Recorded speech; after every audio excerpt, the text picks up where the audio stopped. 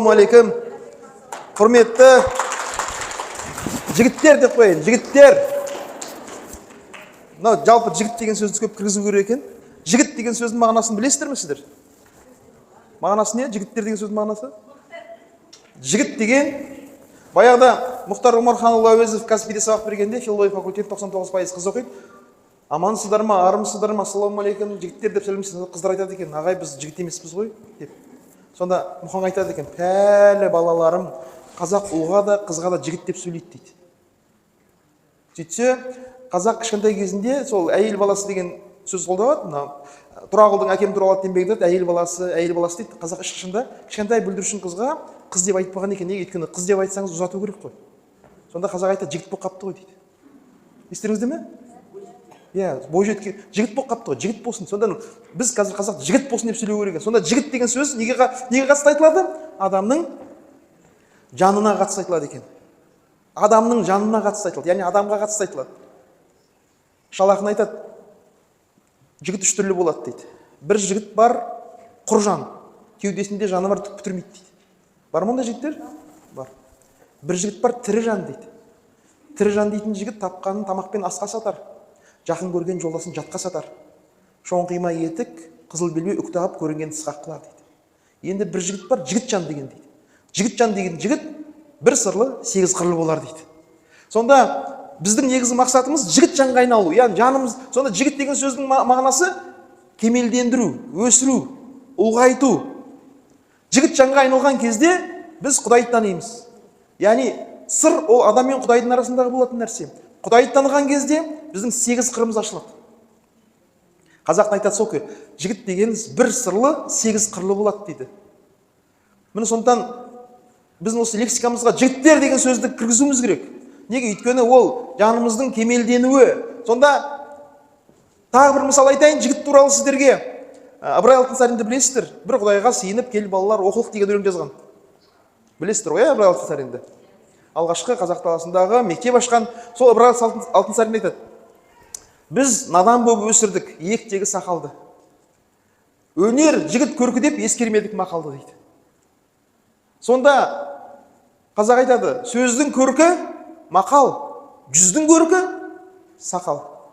Ал жігіттің көркі өнер. Сонда біздің надандығымыз не дейді? Біз ойладық дейді, сақал қойып алсақ, сол бізге жеткілікті, біздің жанымыз кемелденіп кетті деп ойладық. Жоқ дейді. Керісінше, жігіттің көркі, яғни жанымыздың көркі ол не? Ол өнер, ол ғылым. Өйткені Алла тағала біздің жанымызды қалай қылып жаратқан? Өнерлі қылып, ғылымды қылып жаратқан. Абай айтады, егер адам дейді, дүниенің көрінген, һәм көрінбеген сырларын меңгермесе, түгелдеп болмаса, ең құрым денелеп меңгермесе, оның жаны адамның жаны болмайды, хайуанның жаны болады дейді. Өйткені Алла тағала біздің жанымызды ірі қылып жаратқан дейді. Сол ірі қылып жаратқан жанның кемеліне келген жанды қазақ жігіт жан дейді екен. Сонда мына бүгінгі тренингке, Сәуле қарындасымыздың тренингінде ылғи жігіттер келіп отырды.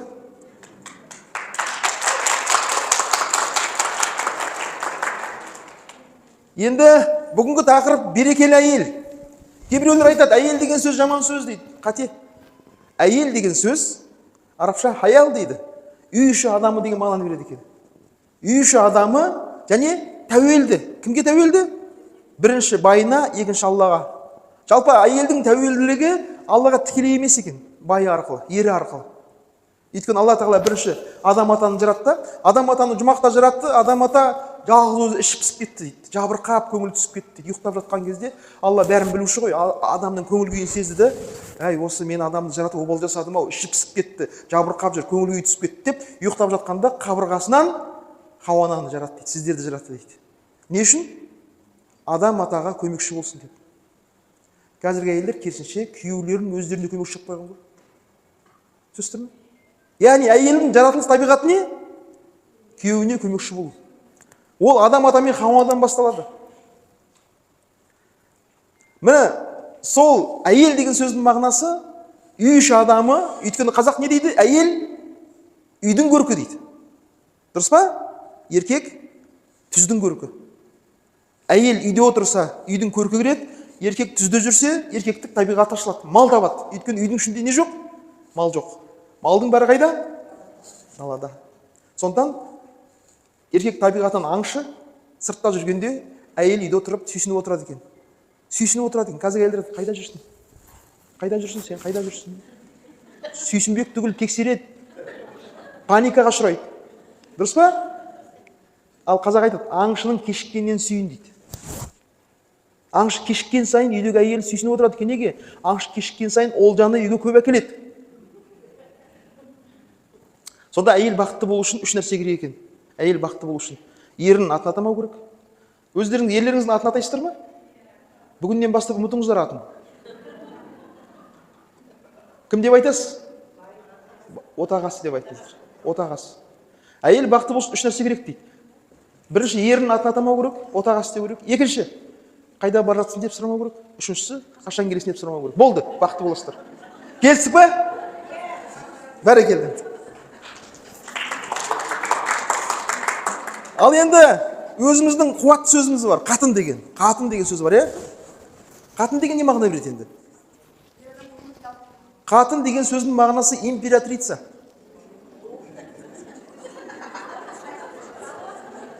Яғни қаған император, қатын императрица. Түсіндір ме? Анау Күлтегін жазуларында, Күлтегін үлкен жазуында айтады ғой. Тәңірідей, Тәңірден жаралған бабам, елтеріс қаған, ұмай текті анам елбілге қатын дейді. Қаған император, қағанат империя, біздің бабаларымыз империя құрған. Батыс түрік қағанаты, шығыс түрік қағанаты, қырғыз қағанаты, Шыңғысханның қағанаты, осының бәрі қағанат болған. Сол қағанаттардың бастап тұрған адамды қаған, ал оның жұбайын қатын деген, императрица деген. Сонда әйел, ол үй іші адамы, оның құқы шектеулі, ол бәрін еріне қарап отырады. Ері жоқ болса ештеңе істей алмайды. Ал қатын, еркегі жоқ болса да, келген қонақты қарсы алып, қой сойып, ерінің бар жоғын білгізбейді. Қатынға сондай не берілген? Сондай құқық берілген қазақта. Байқайсыздар ма? Сонда қатын болу ол статус. Сонда қазақ айтады, қазақтың қызы армандайды екен, біз де қатын болармыз, қапқа тары салармыз. Немесе қазақ айтады, бөрік кигеннің бәрі батыр емес, жаулық тартқанның бәрі қатын емес дейді. Сонда бүгіннен бастап үйге барғанда айтасыздар байларыңызға, байым мені қатын деп айтты. Жоқ, күлетін еш нәрсесі жоқ. Мен не қатын болуға татымаймын ба? Келістік па? Сонымен құтты болсын. Жалпы мынау, бұл сөздің дәлелін айтайын. Дәлелсіз сөз сөйлемеу керек қой. Сонда Шал ақын айтады, қатын үш түрлі болады дейді. Енді сіздерді сорттай бастаймыз қазір. Қатын үш түрлі болады дейді. Бір қатын бар дейді, қарауыл қана қатын деген болады дейді. Қарауыл, яғни күзетші, ерте тұратын. Білесіздер ғой сіздер, қазақ айтады, ерте тұрған қатынның бірісі артық. Ерте тұрған еркектің ырысы артық дейді. Кім бірінші тұру керек? Қатын бірінші тұру керек. Неге? Өйткені түндікті ашатын кім? Қатын ашады. Еркек ашпайды түндікті. Қазақ айтады, қатын оянбай, еркек оянбайды дейді. Бірінші кім тұру керек? Қатынның бір ісі артық. Қандай артық сол? Ол түндікті ашу. Түндікті жабатында қатын, ашатында қатын, түндік ашылмай үйге не кірмейді? Ырыс кірмейді. Таңертең Алла тағаланың тарайтын ырысы, берекесін үйге кіргізетін сонда кім болып тұр? Қатын болып тұр ғой. Сіздер бірінші тұрасыздар ма үйде? Иә деп қояды. Сондан ерте тұрыңыздар. Сондағы сіздердің ең артық бір істеріңіз не? Терезенің пердесін ашыңыздар тұрып. Түндік жоқ қой енді. Неге? Ырыс, міне береке әйел деген кім сонда? Берекелі әйел деген ерте тұратын әйел. Сонда қазақ айтады ғой, бетеге кетіп бел қалады. Бетеге кетіп бел қалар. Бектер кетіп ел қалар. Берекең кетсе нен қалар дейді. Сонда біздің қазіргі кездегі береке, сол берекені енгізетін кімдер? Сіздер, әйелдер, қатындар. Азор здесь стихи деген фильм көрдіңіздер ме сіздер? Азор здесь стихи. Сонда айтады ғой, бабеньки, ложитесь, стрелять. Сонда қазақша бүйтіп аударыпты. Қатындар, жатындар, атыңдар.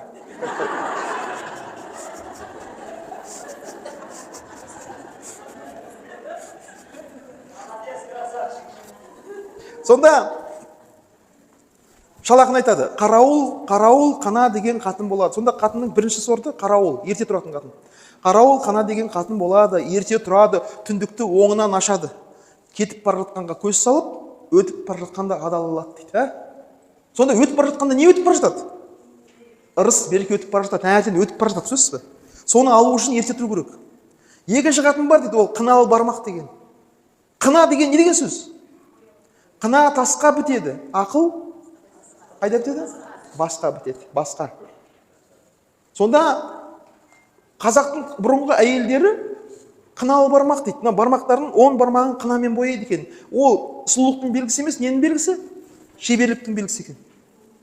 10 бармағынан бал тамған шебер әйелді қазақ қыналы бармақ дейді екен. Сонда шал ақын айтады, қыналы бармақ деген қатын болады дейді. Аз нәрсені көптей қылады, көп нәрсені көлдей қылады, тамағына қылшық тұрмайды, киіміне кір жұқпайды, бар дүниесі таза болады. Ер егіз, еңбекті, жалғыз деген ерінің бар жоғын білгізбейді дейді. Сонда қыналы бармақ қазақ әйелінің идеалы, қыналы бармақ. Тағы қайталап айтамын, қыналы бармақты естеріңіз сақтап қалыңыздар. Бүгінгі осы салдан барлықтарыңыз қыналы бармақ болып шығыңыздар, қыналы бармақ болып. Қыналы бармақ дейтін қатын азды көптей қылады, көпті көлдей қылады, тамағына қылшық тұрмайды, жұқпайды, киіміне қылшық тұрмайды, барлық дүниесі таза болады, ер егіз, еңбексіз, жалғыз деген ерінің бар жоғын білгізбейді дейді. Міне. Сонда Машһүр атамыз айтады, ер қашан жалғыз дейді, жалғыз. Қатыны жаман болса, баласы тыңдамаса, қойы өліп жатса, бизнес жүрмей жатса, ер жалғыз болады дейді. Ал қашан ер егіз болады дейді. Қатыны жақсы болса, балалары тіл алғыш болса, келіндері инабатты болса, қойлары егізден, ешілері сегізден қозап жатса, ер егіз болады дейді. Сонда еңбекті деп кімді айтамыз біз? Еңбекті деп дейді. Еңбекті өмірде жол болмаған сорлы бейшараны қазақ еңбекті дейді екен. Қазақта мақал бар сонда. Еңбектің аты сорға жығылады, сордан шығып орға жығылады. Еңбектің үйінен етік басындай өлім шықсын дейді қазақ айтады. Енді үшінші қатынды айтайын ба, айтпайын ба? Әкесінің өлгенін естірсет айтайын. Үшінші қатын дейді. Үшінші қатын дейді. Мынау қыналы бармақ дейді.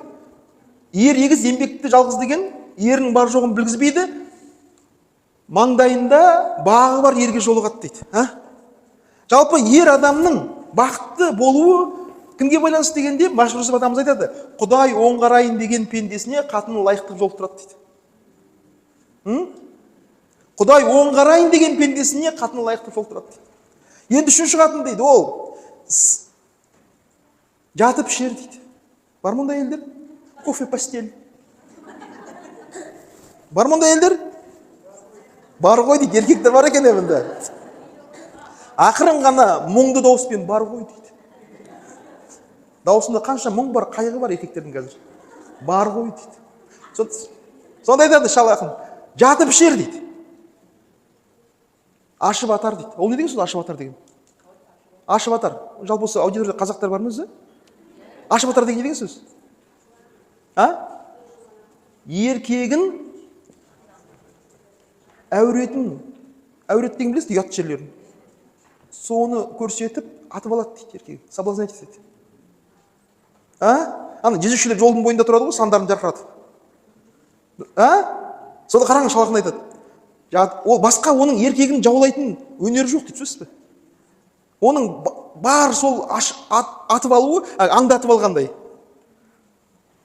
Ашып атар дейді. Қазақ өзі айтады ғой, ер сөйлесе, еркек сөйлесе жол ашылады, қатын сөйлесе ет ашылады дейді. Ет ашылады деген не деген сөз? Әурет ашылады. Ұятқа қалады деп отыр, сөзсіз бе? Сонда айтады, үшінші әйел дейді, үшінші қатын дейді, жатып ішер, ашып атар, сиыр жапасы сырпылдақ, бастама етік көрпілдек, сормаңда ердің маңдайына жолығады дейді. Міне сондықтан бүгінгі залға кімдер келіп отыр? Қыналы бармақтар. Қыналы бармақтар келіп отыр. Сол қыналы бармақтар үйдің берекесін кіргізіп. Қазақ өзі айтады ғой. Еңбек бөлісі деген болған қазақта. Сонда қазақ айтады, мал таппайтын еркек болмайды дейді. Сіз ойлаңызшы, қазақ сондаған, өйткені Құдай тағала сені мал табуға жаратқан еркек не сөз бе? Сонда қазақ айтады, мал таппайтын еркек болмайды, құрарын айт. Құрарын айт. Бала таппайтын қатын болмайды, тұрарын айт дейді. Яғни еңбек бөлісі капитализм кезінде емес, Біз үйреткен саяси экономиканы оқыдық қой. Капитализм кезінде болды деді ғой біз. Еңбек бөлсе қашан болған? Адам ата мен Хауадан жаралғанда болған. Міне сондықтан сол мал табатын еркекті баптайтын, оның бапкері, оны қоштайтын, оған дем беретін, оған жігер беретін мына отырған сіздер, қыналы бармақтар. Үйінде бар жоғын білгізбейтін. Үйінің бүкіл шаруасын реттеп отыратын. Сонда қазақ не дейді? Қазақтың несі қандай? Қазақтың, қалай айтсам екен, формуласы, қағидасы, өмір сүруінің қағидасы қандай дегенде қазақ айтады. Ерін баққан қатын елінді бағады дейді. Сонда елді бағу үшін сен ерінді бағуың керек. Сонда бақ деген не деген сөз? Бағу дегеніміз бен асыраудың айырмашылығы бар ма? Асырау дегеніміз тамақ беру, киім беру, ұйықтату, асырау ғана. Конфуций айтады ғой, біз малды да асыраймыз дейді. Егер біздің ата-анамызға деген құрметіміз болса, олардың малдан айырмашылығы қандай дейді? Құрмет болмаса, ілтипат болмаса. Сонда бағу деген сөздің мағынасы не? Бағу дегеніміз жеміс ағашын егіп, соны баққан адамды қазақ кім дейді? Бағбан дейді, бағбан. Яғни түбінде сенің баққан, еккен ағашын жеміс беру керек. Жеміс. Дұрыс ба? Ал еркектің көп әйелі сөйтіп ойлайды. Мен еркектің жемісті, яғни жемісті дегеніміз не ғой андай? Берекелі, сәтті адамды қазір, қазақ жемісті деген бұның. Жемісті, яғни ағаш жеміс бермей ме? Сонда еркектің беретін жемісі қандай? Ақша. Біздің бүкіл миымыз қазір ақшамен уланған ғой. Ақша. Ал еркектің жемісі қандай? Залға сұрақ. Бала-шаға. Бала-шағаны итті күшігіне тамақ әкеледі. Қасқырда күшігіне бөлтіріктерін тамақ әкеледі. Дұрыс па? Құстарда ұясына тамақ тасиды. Сонда еркектің негізгі жемісті еркек қандай еркек? Бәрекелді. Ел үшін туады, ел үшін өледі дейді. Егер біз қазір Қазақстан деген алып кемедеміз, ол кеме кесілсе, бәріміз суға кетеміз. Сол кеменің кесілмейтіндігін, сол кеменің амандығын, кемені жарға соқтырып алмай, су асты рифтерге соқтырып алмай, адастырмай бағатын сол елге, сол кемеге қызмет ететін бізге кімдер керек? Ерлер керек. Ерлер егер олар отбасы ошақ бастан шыға алмай қалса, онда кеменің амандығын кім ойлайды? Елдің амандығын кім ойлайды? Қазақ айтады, бір тамағын итте табады дейді. Міне сол елдің амандығын ойлайтын, елге қызмет ететін ерлердің баптаушылары сіздерсіздер. Сіздер сол ерге қызмет етсеңіздер, ерлер елге қызмет етеді. Ел аман болса, біз аман боламыз. Дұрыс па? Сонда еліміз аман болсын.